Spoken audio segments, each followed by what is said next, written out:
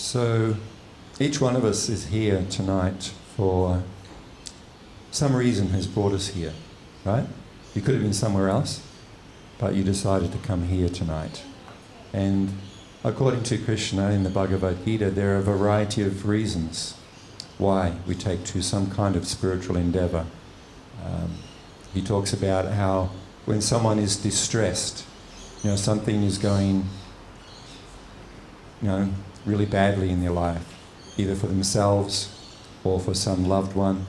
So when a person is experiencing great distress, it's natural that they then look for understanding. Why? Why am I experiencing these things? Is there a solution to this distress and this problem that I am experiencing at this moment? And it's also described in the yoga teaching that this distress is caused by a whole variety of different things, which can be categorized as distress caused by our own body and mind. Does your mind ever cause you any distress? No? Never. Ever. How about the body? From day one, the body causes us distress. So the body, the mind. What else? How about other people? Have other people ever caused you any distress? Husbands, wives, partners, children, parents, all of them, all of the above, right, have caused us distress in our life. And then, of course, you have things like mosquitoes and a whole variety of things like flies and, these kind of all add up. So our body and mind, other living beings, dogs barking and you're trying to get some rest, other people with loud music, different thing, or other people with really bad music you don't like, it's really loud. And then, of course, there's floods, droughts, really hot, humid weather, really cold, freezing weather. So there's this whole variety of things which can actually cause us distress. And then, of course, there is things like cancer, some kind of disease, death of a loved one. So many things, actually, throughout our whole life. We're bombarded by these different experiences. So a person who is under distress seeks a solution to the problems. In fact, it's one of the driving forces why people take to some kind of spiritual endeavour, is to deal with the distress of life. What other kind of people? You have people who are inquisitive. What's this all about? What's this chanting thing? What's this Bhagavad Gita? What's this yoga stuff? I remember there's a gentleman, a friend, who has been coming to our program here for maybe 6 or 7 years, and he was telling me how he first kind of started, how he came along for the first time. He said he was walking by outside in the street and he heard the music one Sunday. And he goes, gee, I wonder what that is. He didn't come in, but the next week he thought, I'm going to check this out. So he came up, we have these stairs here, right? So he came up the stairwell and poked his head over the top of that railing there. Kind of looked around, stayed for a few minutes, thought that's a bit weird, and left. But for some reason or other, he came back the next Sunday. In other words, he's still inquisitive. So he said he came back and he just snuck around the corner of the railing there and sat on that first chair, just around there. So he thought, okay, well, so each time he's coming a little bit further, just a little bit more. What's that saying? Curiosity killed the cat. Well, luckily it didn't kill him. So he said he sat around on the first chair, just around the top of the stairs there, and he stayed a bit longer this time. And he thought, well, this is kind of interesting. Gradually, over time, he came and usually sits right up the front here somewhere. So it all kind of started from walking by one Sunday, hearing the kirtan, hearing the chanting, and wondering, so he was inquisitive, what's this all about? And ultimately, he's now a regular, he likes kirtan and all kind of things. So Some of you might be here because of inquisitiveness. Some friend might have told you what it was about and you thought you'd come and check it out. What other kind of person comes along? The intelligent. Those who actually have some wisdom. In other words, they've learned from their experience in life. They've learned from all these different distresses. They've learned either, they have some insight, or maybe they've read some kind of spiritual text, and then they make up their mind. They see what is the nature of this world, what is the nature of this body, and they see, yes, everything is impermanent. This body is impermanent. All the other things in connection with this world, they are all impermanent. And therefore they have some wisdom that I should seek a solution. I should find, is there something more? So they take to spiritual life because they are intelligent. I don't mean material education intelligent. This means they have a deeper intelligence. They have wisdom. And sometimes people take to spiritual life or to some program like this because they are hungry. I heard there's a free feed up at Fradgley Hall on Sundays. This is not a joke. Over the years there's been quite a few people who actually come along or go to some kind of spiritual ashram or something like this because they heard there's some food there. So they come along to fill their belly. So in this room, all of us fit into one of those type of things. Either we're inquisitive, we're experiencing some distress in our life, we're a little hungry, or we're intelligent.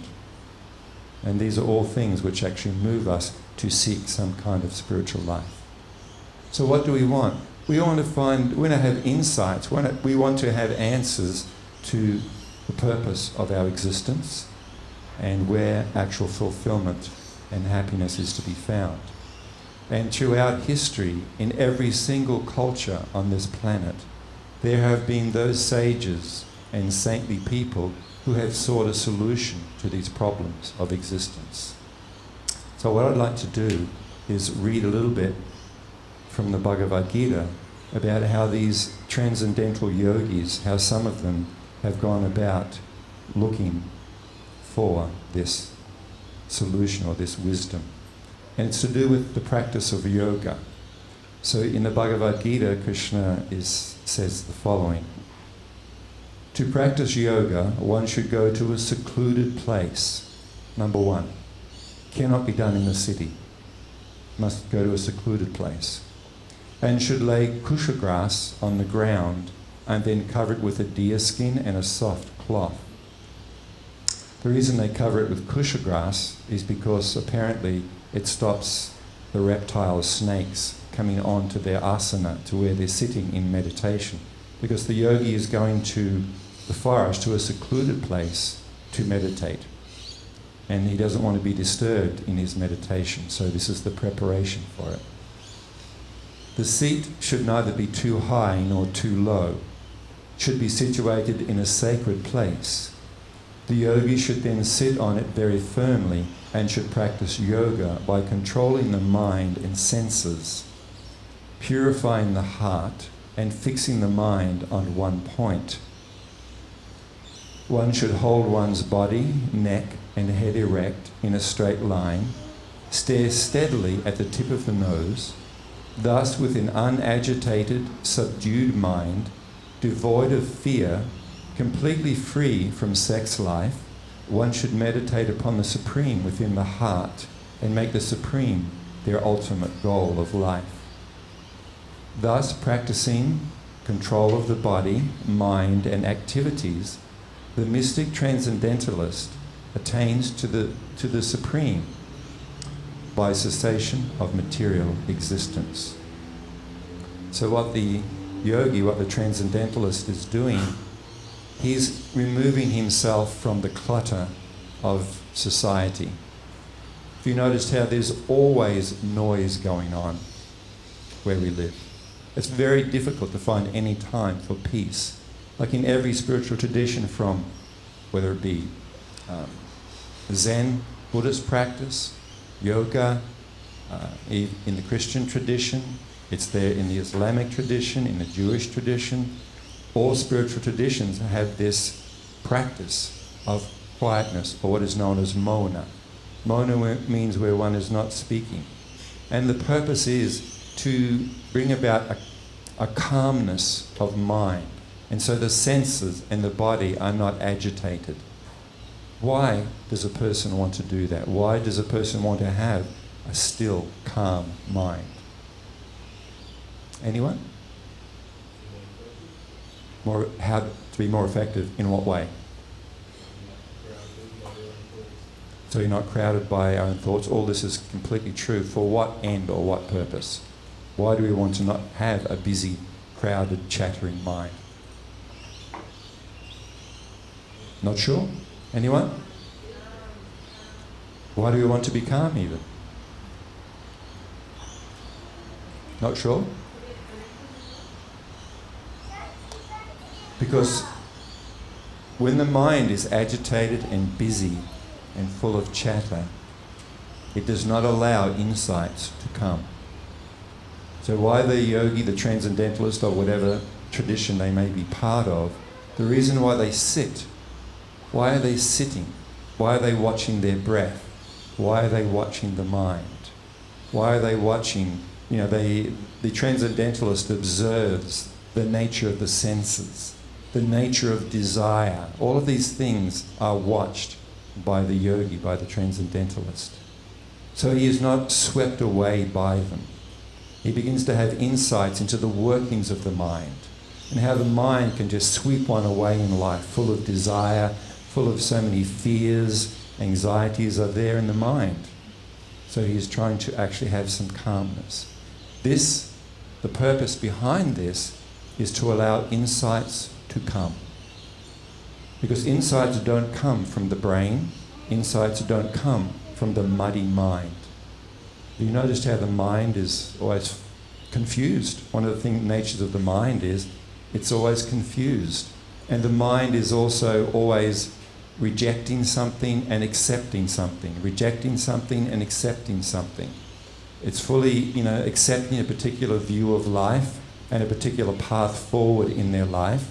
And within the very same 5 minutes, it can completely reject that same thing which just a few moments ago it accepted as being the path forward in life, what they should do and what they should not do. And it changes back and forwards. Has anyone noticed that? No? Guys are all very centered and calm. This is the nature of the mind. In this agitated condition, we cannot actually hear this very quiet voice within, known as insight.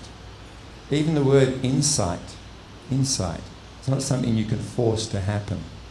It actually means wisdom. It means inner sight. Insight means inner sight, which means wisdom, which is different than philosophy or book learning or anything like that. It is actually a deep inner sight, wisdom, which we are actually looking for. And then experiencing that, allowing that insight to come, then we actually have a clear path forward in our life. So this is actually what the transcendentalist is doing. So the reason why he goes to the forest and engages in these different practices that Krishna explained is to prepare his body and to prepare his mind to allow these insights to rise to the surface. It's a bit like, if you invited some sage or some saintly person to come to your house to speak with, to ask questions, to help enlighten your life. But your house, have you ever seen any of those yards where it's full of clutter?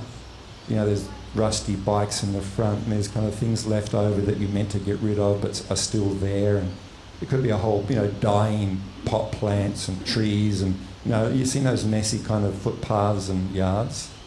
So if you want the sage to come into your house, there's a number of things that you need to do to make it conducive for that person to come and to enlighten you. The first thing you need to do is clear the path, to make the path clear so the person can easily find their way into your house. What else do? You then also have a welcome sign. Welcome, please come in. Because if you have a sign that says, don't come in, stop here, go away, then this is not conducive to the person coming in and feeling comfortable and welcome. And even if you go in further, you, pardon me, you want your house to be tidy and you want to have a comfortable sitting place for both of you to sit. And this is conducive then for spiritual inquiry. Similarly, to allow this insight, this spiritual insight to come, there is preparation so that my body, my senses, and my mind are actually conducive to hearing those insights as they come. And this is spiritual cultivation. This is what meditation is for. So where does that insight come from? Where does the insight arise from? It is not from the brain. It is not from firing synapses. Nor is it from the material mind, as we've already explained a little bit. The mind is oscillating, jumping from one thing to another, having what it thinks is a deep insight, then immediately rejecting that same deep insight. So these insights don't come from the mind. So I'd like to read a little bit in this connection as well. So here, again in the Bhagavad Gita, Sri Krishna is speaking. He says, I am seated in everyone's heart, and from me come remembrance, knowledge, and forgetfulness. I am seated in everyone's heart, and from me comes remembrance, knowledge, and forgetfulness. By all the Vedas I am to be known. Indeed, I am the compiler of Vedanta, and I am the knower of the Vedas. Out of compassion for them, I, dwelling in their hearts, destroy with the shining lamp of knowledge the darkness born of ignorance. So here we're getting insight into where this insight comes from. We, the non-material, the eternal spiritual being, we are residing within the heart, in this body, this machine of the body, which we, the self, are temporarily living in. We, the Atma, the eternal self, we are sitting within the region of the heart. That is where you are sitting in this body. And sitting right next to us within our heart is the super soul, or the expansion of the Supreme Soul, who is sitting along next to me within this heart. So it is actually from this expansion, this super soul, or Param Atma, this Supreme Soul, from whom these insights, this knowledge, this wisdom is coming. So again, this is the process of meditation, yoga, is to prepare oneself so that one can actually hear that deep, quiet voice within. So it is actually the Supreme Soul from whom these insights come. So we are trying to make ourselves receptive to that voice within of the Supreme. You know, back in the old days, many millennium ago, they used to have antennas for TVs and radios before cable. And back in the really old days, if you didn't have the antenna set just right, the reception was so bad that it was basically just snow. It was just all static and snow on your TV set. In other words, it wasn't facing the right direction, or it wasn't completely in the right place. And if it wasn't, your TV set didn't receive the signal and you had a really crappy reception, to the point where you either couldn't see correctly, you couldn't see the picture very well because it's all staticky and snowy, or the audio was really impossible to listen to. So you had to adjust things so that the reception, you could get a good reception. Again, this is what spiritual life is. So to connect that up with what we are doing here tonight, this chanting of these sacred mantras purifies the heart and mind of all the contamination which is built up through our journey through this world, through numerous lifetimes. We have so many misconceptions of who we are and what the purpose of our life is, what the goal of our life is. We falsely identify ourselves with the body, which we are not. We do not know our real nature as the Atma, the eternal living being. We do not know the nature of the Supreme Soul, with whom we have an eternal bond of kinship. So this hearing and chanting and meditating upon sacred transcendental sound, sacred mantra, or names of the Supreme, purifies the heart and mind. So what I'd like to do is read a little bit more. These are some shlokas from Chaitanya Mahaprabhu. And let me find out where it is. 3 beautiful slokas in which he explains how this works. Chaitanya Mahaprabhu says, "Glory to the Sri Krishna Sankirtan," this chanting, "which cleanses the heart of all the dust accumulated for years and extinguishes the fire of conditional life, of repeated birth and death. This Sankirtan movement is the prime benediction for humanity at large because it spreads the rays of the benediction moon. It is the life of all transcendental knowledge. It increases the ocean of transcendental bliss, and it enables us to fully taste the nectar for which we are always anxious." He goes on to say in the second sloka, "O my Lord, your holy name alone can render all benediction to living beings, and thus you have hundreds and millions of names, like Krishna and Govinda. In these transcendental names you have invested all your transcendental energies. There are not even hard and fast rules for chanting these names. O my Lord, out of kindness, you enable us to easily approach you by your holy names. But I am so unfortunate that I have no attraction for them." Third sloka. "One should chant the holy name of the Lord in a humble state of mind, thinking oneself lower than the straw in the street. One should be more tolerant than a tree, devoid of all sense of false prestige, and should be ready to offer all respects to others. In such a state of mind, one can chant the holy name of the Lord constantly." So here is how we don't need to do what that transcendental yogi did or was advised to by Krishna. We don't need to leave behind society. We don't need to just sit in yoga posture, focusing on the tip of the nose and engage in these austere activities. This meditation practice that Krishna was describing was for previous ages, previous times when life was not so difficult and was more conducive to spiritual cultivation. As I'm sure each one of you is aware, everything is difficult in these times. Getting out of the bed is difficult. Getting to sleep is difficult. The number of people who have insomnia is amazing. Are relationships easy or difficult? Looking after our body is difficult. Brushing this, combing that, washing this, exercising it, feeding it, right? There's work just to keep the body functioning, even a little bit okay. So it's a very difficult time. The more difficult the time is, the easier the process for self-realization becomes. So we do not need to engage. Actually, even in the Bhagavad Gita, after Krishna described this meditation process, Arjuna, who Krishna is speaking to, said, "This is too hard for me. It's too difficult. I cannot do it." And Arjuna is much more qualified than us. And he says, "This is too difficult." And this is true, except for extremely, extremely rare personality.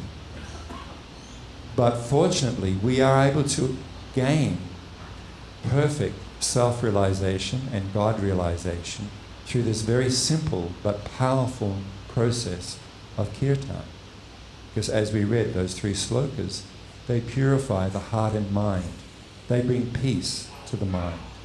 They bring clarity to the mind. We gain insight. We become illuminated in our life by the regular practice of meditation upon transcendental sound. So it is no longer a struggle. It's just the simple reality. You know, this practice of kirtan is so wonderful. It's the best for all lazy people. All you have to do is show up. You don't even have to sing if you don't want to. You can just sit at the back, close your eyes and space out. And you will actually gain from being in the proximity of transcendental sound. This is how wonderful transcendental sound is.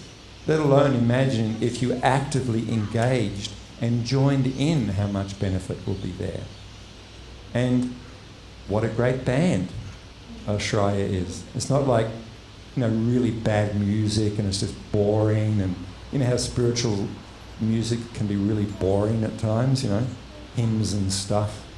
Oh, thou art so great and I am so shitty, and all the different kind of, hymns that, we sometimes had to sing. This is fun. It's uplifting. It's amazing. You get to hang out with really cool people, and the effect is what we read. So please, whether you're in any of these categories of simply inquisitive, if you're experiencing distress, if you are already in knowledge, or if you just got a hungry belly, just add this as a regular part of your life, and it is guaranteed that each one of us can actually achieve what we are longing for, what we are seeking. Thank you very much.